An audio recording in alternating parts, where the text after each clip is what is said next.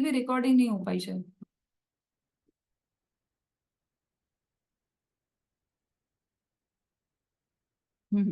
Recording का ध्यान ही नहीं रहता है। जो अभी जो फर्स्ट सेशन निकल गया हमारा, उसकी रिकॉर्डिंग नहीं हो पाई है।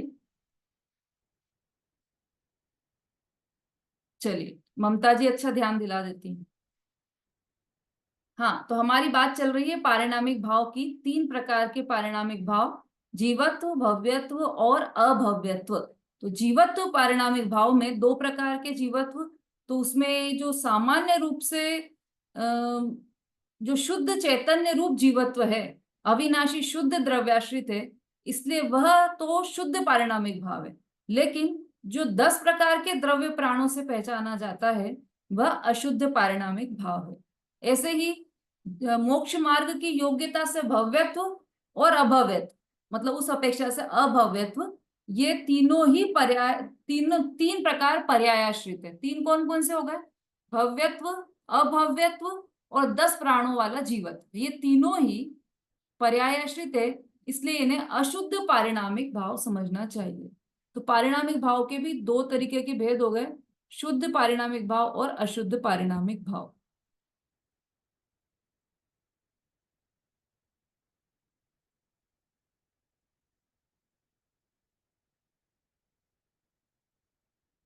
हाँ ललिता जी, कोई प्रश्न है आपका? हाँ, जय जिनेन्द्र जी। दीदी, यूं कह रही है, ये जो प्राणी 10 प्राण वाला जीव और भव्यत्व अभव्यत्व, इसमें क्या अंतर है? हाँ, अंतर है ना, इसमें अभी बताया था ना। भव्यत्व तो किसे कहते हैं? जिसमें सम्यक दर्शन प्राप्त करने की योग्यता हो, जिसमें रत्नत्रय प्राप्त करने की योग्यता हो, वो भव्यत्व। और जिसमें रत्नत्रय प्राप्त करने की योग्यता नहीं हो, वो कहलाता है अभव्यत्व। और पर 10 उनके प्राण भी 10 प्राण तो सभी जीवों के हैं क्या? सभी के हैं, सभी के हैं, चाहे हाँ, भव्य तो हो, वही तो चाहे अभव्य हो, सभी के 10 प्राण भी हैं। और सभी के अनंत गुण भी हैं। तो वो जीवत्व वगैरह ये सब जो गुण है, वो सब सभी के हैं, चाहे वो भव्य हो चाहे अभव्य, है ना। पर ये 3 भेद है किस हिसाब से बताई हूँ? ये तीन भेद उसके हैं, अशुद्ध पारिणामिक भाव के तीन भेद हैं ये। अशुद्ध परिणामिक भाव के। हाँ, मतलब ये कह सकते हैं कि ये जो तीन प्रकार है, मतलब अशुद्ध पारिणामिक भाव इन तीन प्रकार का होता है, ऐसा। और जो शुद्ध हाँ, तो पारिणामिक भव्यत्व भाव है, वो आश्रय करने योग्य जो है। भव्यत्व जीव के भी अशुद्ध परिणामिक भाव पहले है, बाद में। हाँ, बराबर है, ठीक है। अभव्य जीव के तो अशुद्ध और शुद्ध पारिणामिक भाव दोनों ही है, लेकिन उसके साथ में अभव्यत्व है, भव्यत्व नहीं है। हाँ, और भव्यत्व के भी वो दोनों है, लेकिन उसके साथ में भव्यत्व है, अभव्यत्व नहीं है। तो नहीं है। वो 10 प्राणियों किस हिसाब से उसी हिसाब से प्रोसेस। 10 प्राण तो ठीक है। संसार के सभी जीव के साथ है 10 प्राण। पर चूंकि वो पर्यायाश्रित भाव है, हाँ, इसलिए वो अशुद्ध पारिणामिक भाव में चला जाएगा। और ये जो चैतन्य, ज्ञान, दर्शन आदि जो गुण है, वो वाला जो पारिणामिक भाव है, वह द्रव्याश्रित है, इसलिए वह शुद्ध पारिणामिक भाव में चला जाए। ठीक है, धन्यवाद। हाँ जी। अब देखो, एक अपेक्षा ऐसी भी है कि उसमें इनको औपशमिक, छायिक, छायोपशमिक, इनको भी पारिणामिक भाव कह सकते हैं उस अपेक्षा से, है ना। थोड़ी आश्चर्य की बात है, लेकिन है। औपशमिक, छायिक, छायोपशमिक, औदैहिक और पारिणामिक, 5 भाव बताया हमने। लेकिन एक अपेक्षा ऐसी है कि जिसे इन पांचों को ही पारिणामिक भाव कह देते हैं। किस अपेक्षा से ऐसा कहते हैं? कि परिणमन की अपेक्षा से ये सभी पारिणामिक भाव, ऐसा कहा जा सकता है ना। औपशमिक भाव भी परिणमन है जीव का, औदैहिक भाव भी परिणमन है जीव का। इस अपेक्षा से इसे पारिणामिक भाव भी कहा जा सकता है। और ये जय धवला के आधार से यह बात कही जा रही है। पारिणामिक भाव ही ऐसा भाव है, एकमात्र इन 5 भावों में से एकमात्र पारिणामिक भाव ही ऐसा भाव है जो अनादि अनंत रहने वाला है।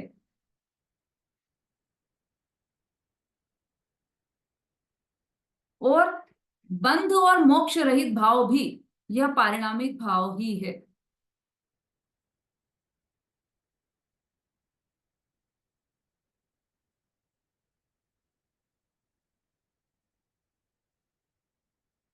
अब देखो इसके आप जो पारिणामिक भाव है उसके कुछ मुख्य पॉइंट्स समझ लीजिए, और चाहे तो लिख भी सकते हैं।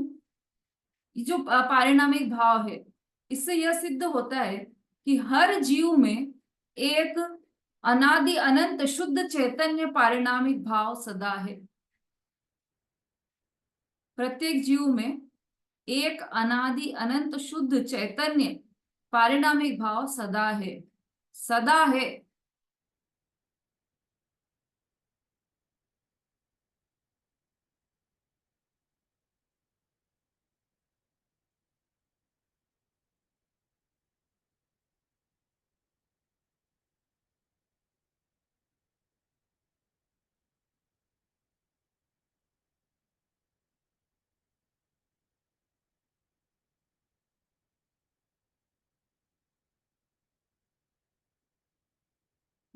इतना समझ में आ गया सबको? तो फिर हम आगे बढ़े। किसी को कोई प्रश्न हो पारिणामिक भाव तक, अभी तक जितना प्रकरण चला है, तो वो अभी पूछ सकते हैं। फिर हम ये जो पांचों भाव हैं इनका सम्मिलित मुख्य रूप से जो कथन है, मुख्य मुख्य पॉइंट्स, वो हम समझेंगे। चलिए तो हम आगे बढ़ते हैं।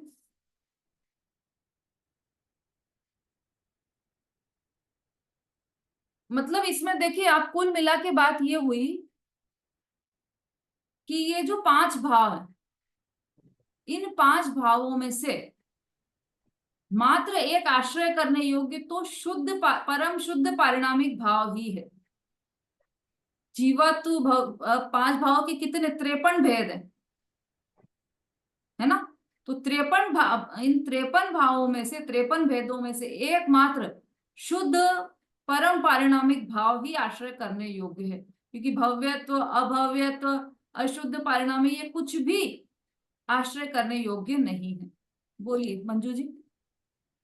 दीदी ये 193 पेज नंबर पर अनादि अज्ञानी जीव के कौन से भाव कभी नहीं हुए, ये मैं पढ़ रही थी, तो इसमें एक लाइन ये मुझे समझ में नहीं आ रही। आप देख 193 लीजिए पर तो। अभी तो आप आगे आगे बढ़ गए, अभी अपन वहां पहुंचे नहीं है। अभी तो अपन केवल अच्छा पारिणामिक ठीक। भाव की चर्चा कर रहे हैं ना। हाँ अभी तो ठीक ये है आने ठीक है वाला है, अभी पांचों भावों के संबंध में अपन समझने वाले हैं ना, उसमें अपन ले लेंगे ठीक इसको। है। जी जी जी।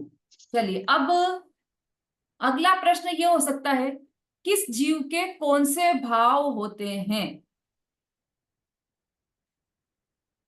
हम्म। तो उसमें पहला है पारिणामिक भाव। ये जो पारिणामिक भाव है, यह निगोद से लेकर सिद्ध भगवान तक सभी जीवों को होता है। पारिणामिक भाव निगोद से लेकर सिद्ध भगवान तक सभी जीवों को होता है। शोभा जी, समझ पा रहे हैं?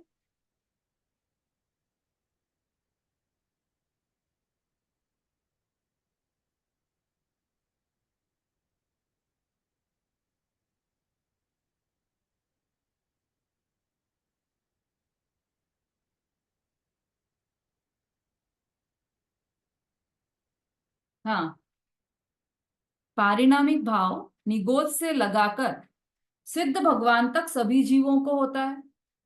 दूसरा, औदैहिक भाव, सरिता जी।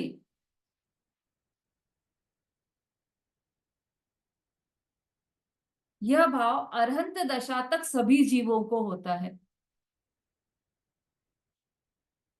कौन सा भाव? औदैहिक भाव अरहंत दशा तक सभी जीवों को होता है। क्षयोक्षमिक भाव पहले से 12वें गुण स्थान तक प्रत्येक जीव को होता है।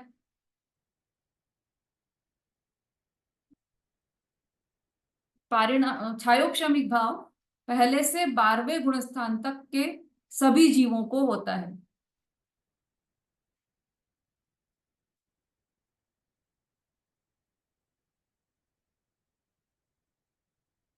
क्षयिक भाव सभी अरहंतों को, सिद्धों को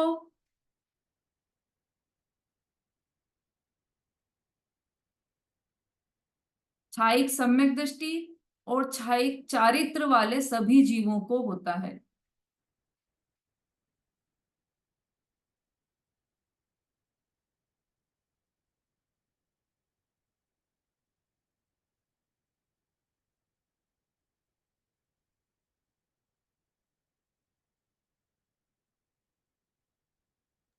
दीदी एक बार लास्ट वाला रिपीट कर दीजिए दीदी।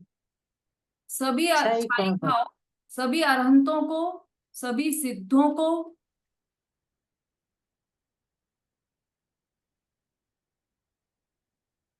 क्षायिक सम्यक दर्शन और क्षायिक चारित्र वाले सभी जीवों को होता है।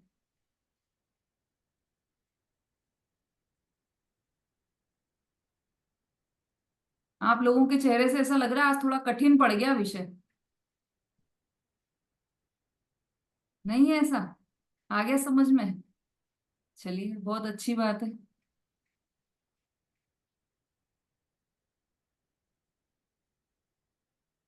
क्षायिक भाव के बाद औपशमिक भाव। तो ये जो औपशमिक भाव है वो औपशमिक सम्यक दृष्टि और औपशमिक चारित्र वाले जीवों को होता है, या औपशमिक सम्यक दर्शन और औपशमिक चारित्र वाले सभी जीवों को होता है।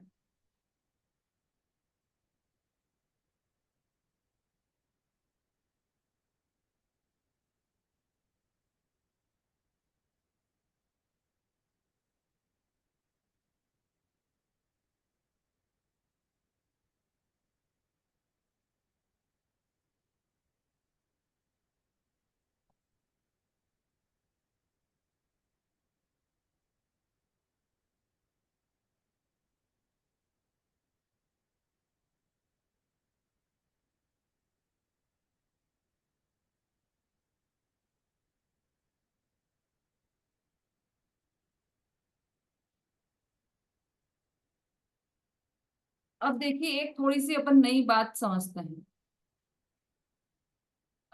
उस बात को समझने के लिए पहले आपको काल समझना पड़ेगा। काल मतलब समय। ठीक है, तो अब ये जो काल है वह कई प्रकार का होता है, तो वो लिख लीजिए आप। काल 4 प्रकार का होता है।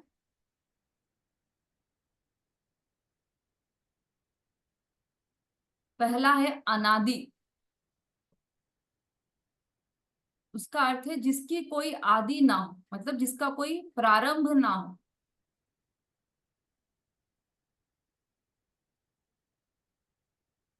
अर्चना जी।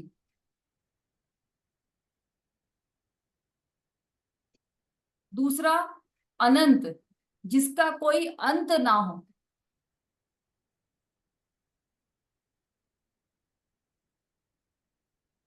तीसरा सादी,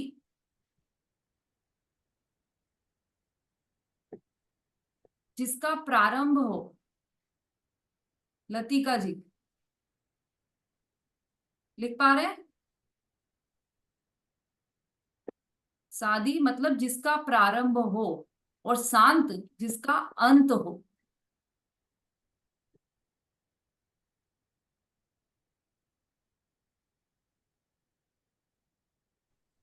दीदी मुझे एक बात पूछनी थी। हाँ बोलिए।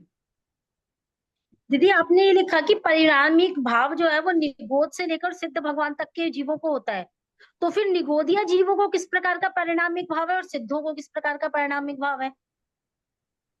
बहुत अच्छा प्रश्न पूछा। ऐसा प्रश्न पूछा है कि जिसमें पूरा आगम सम्मिलित हो जाए। भजन सुना है आपने? वो कौन सा? जोनी गोद में सोही मुझ में, सोही मोक्ष मझार, निश्चय भेद कछु भी नाही, भेद गिने संसार हमको, कछु भय नारे, जान लियो संसार।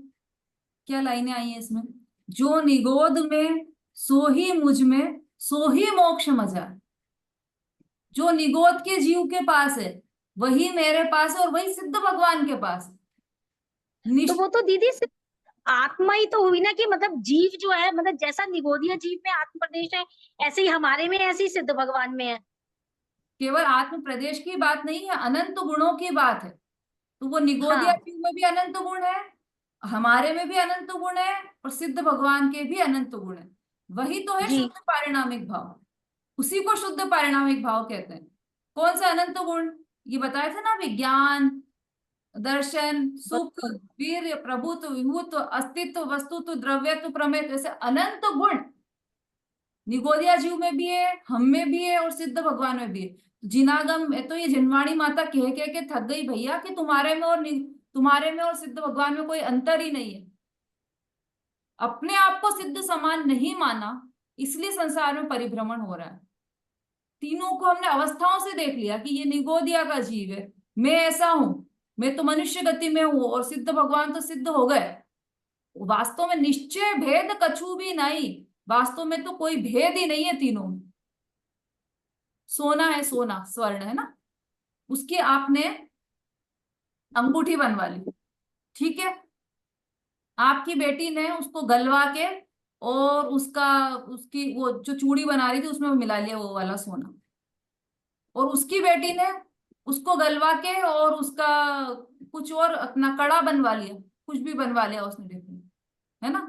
अब वो जो आपका सोना है, वो कितना खरा है, कितना खोटा हुआ, कि सोना तो वैसा का वैसा ही है जैसा मेरी चूड़ी में था, जैसा मेरी अंगूठी में था वैसा ही सोना है, चाहे वो कड़े में चला जाए, चाहे नेकलेस में चला जाए, चाहे अंगूठी में चला जाए, किसी में भी चला जाए, सोना तो वैसा का वैसा ही है। उसकी अवस्थाओं में परिवर्तन हुआ है। तो चाहे निगोद का जीव हो, चाहे मनुष्य जीव हो, चाहे सिद्ध भगवान, तीनों के अवस्थाओं में अंतर है, जीवत्व में कोई भी अंतर नहीं। और वही शुद्ध पारिणामिक भाव है, उसी शुद्ध पारिणामिक भाव के आश्रय से संसार का अंत होता है, सम्यक दर्शन की प्राप्ति होती है। ठीक है रेणु जी? ठीक है दीदी, समझ में आ गया। हाँ, आपके प्रश्न से सबको क्लियर हो गया, अच्छा रहा आपने ये प्रश्न पूछ लिया। हाँ अनीता जी बोलिए। दीदी लास्ट वाला जो लास्ट दीदी जय जी जो लास्ट वाला बताया ना शांत, उसे किसे कहते हैं, आपने थोड़ा सा आया नहीं हाँ समझ में। अभी बता रही हूँ मैं, चारों पॉइंट्स। हाँ। अनादि जिसका कोई आदि ना हो, मतलब जिसका प्रारंभ ना हो, अन आदि। हमारे पहले तीर्थंकर का नाम क्या है? आदिनाथ भगवान, आदिनाथ, जबकि नाम था उनका ऋषभ देव, पर उनको आदिनाथ कहा गया। क्यों कहा गया? आदि मतलब प्रारंभ, उन्होंने मोक्ष का प्रारंभ किया इस युग में, 24 के प्रथम तीर्थंकर हुए, तो मोक्ष का प्रारंभ करने से उन्हें आदि तीर्थंकर, आदिनाथ भगवान कहा गया। तो आदि का अर्थ है प्रारंभ होना, और अनादि के जिसका कोई प्रारंभ ना हो उसे कहते हैं अनादि। दूसरा है अनंत, जिसका कोई अंत न हो, अन अंत, वो मिलकर बना है अनंत, जिसका कोई अंत ना हो। फिर सादी, जिसका प्रारंभ हो, अनादि तो जिसका कोई प्रारंभ नहीं था, और सादी का अर्थ है जिसका प्रारंभ हो उसे सादी कहा जाएगा। स आदि, आदि सहित, तो प्रारंभ सहित। शांत, जिसका अंत हो जाए, स अंत, अंत सहित, जिसका अंत होने वाला हो, ऐसा शांत। ये चार प्रकार के ये काल के भेद बताए। क्यों बताए ये भेद? अब तो आज तो समय हो गया है, ये भेद क्यों बताए ये कल बताऊंगी मैं। ये जो पांच भाव की चर्चा हम कर रहे हैं, उसके जो प्रमुख तथ्य हैं, कल बहुत सुंदर सुंदर तथ्य निकल कर आने वाले हैं। तो बाय चांस किसी ने ये क्लास अटेंड नहीं की हो अभी तक, जिस ये पांच भाव संबंधी चर्चा नहीं सुनी हो, वो यदि कल की क्लास अटेंड कर लेंगे तो उनको पूरे पांच भाव भी समझ में आ जाएंगे, और पांच भावों के माध्यम से क्या कहना चाहते हैं वो भी समझ में आ जाएगा, और इन पांच भावों के मुख्य तथ्य क्या है वो भी कल पूरे आपको क्लियर हो जाएंगे कल की कक्षा में। तो कल की कक्षा इंपॉर्टेंट है, कोशिश करके कल की कक्षा टाइम से और अवश्य अटेंड कीजिएगा। ठीक है, समय हो गया हमारा, कोई शॉर्ट में भजन लेना चाहे तो ले सकते हैं।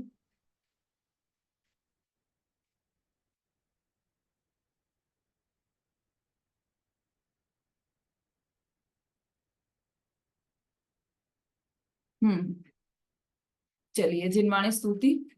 जावाणी के ज्ञान से सूझे लो कालो, सो वाणी मस्तक नमो सदा देत हूँ। बोलिए जिनवाणी माता की जय। महान जैन धर्म की जय हो। आचार्य उमा स्वामी की जय। सभी को जय जैन।